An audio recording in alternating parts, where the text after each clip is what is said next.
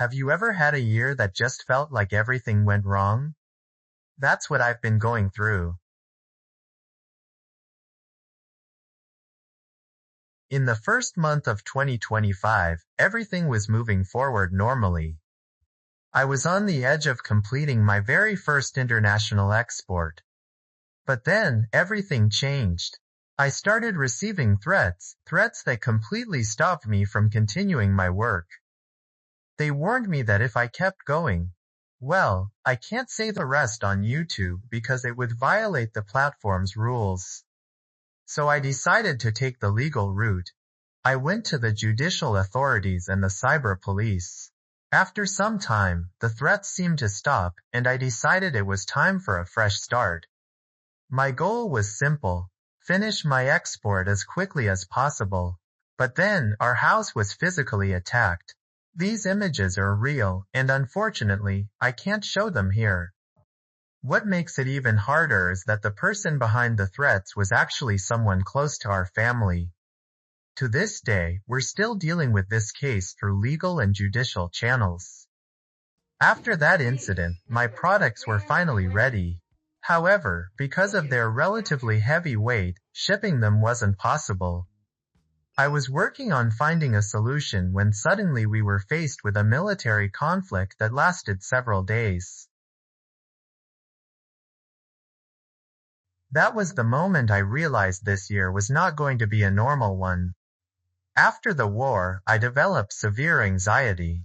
Doctors managed to stabilize my condition with medication. About a month later, toward the end of July, I made a sudden decision to quit engineering and move into tourism, even though engineering electronics is the only thing I actually know how to do. Looking back, I think that decision was probably influenced by the anxiety medication. By midsummer, I decided to pull myself together. I focused on quickly developing and shipping a new product. At the same time, I wanted to work on building a signal generator, but no government or private organization would give me access to an electronics lab, not even an oscilloscope, which was absolutely essential. Still, I kept going. I spent 6 weeks working non-stop, and eventually, I managed to prepare the new products. On August 26th, I went to the International Post Office to ship the products. At first, the staff treated me a bit harshly. Then they sent me outside and asked me to buy something, some kind of local edible souvenir. In the end, I included that souvenir with the main package, and the shipment was finally sent. I was honestly relieved. It felt like a huge weight had been lifted, especially because there was a real chance that we could be dragged into another war. I continued my activity on YouTube, and about 10 days later, I found out that my products had reached their destination. That moment made me really happy, but just 1 day later, the receiver messaged me and said that because of the edible souvenirs inside the package, they couldn't clear it through customs, and the entire shipment had to be returned. I tried again to fix the issue. I followed up, filed complaints against the postal company, and contacted different officials, but no one gave me a clear or reasonable answer. At that point, I wasn't thinking logically anymore. I was searching for answers that didn't even make sense. I had let go of many things, while at the same time political events were making the overall situation in the country even harder. One night, I received a message on LinkedIn. I was invited to attend an exhibition, and accepting that invitation meant going on a trip. That trip had a very positive effect on my mental state. It helped me recover, at least a little, from everything I had been through.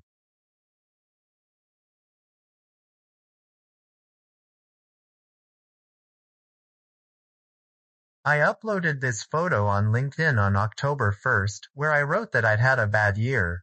After the trip, 2 more things happened that put some financial pressure on me. But honestly, it didn't feel like a big deal anymore. I had already experienced much bigger losses this year.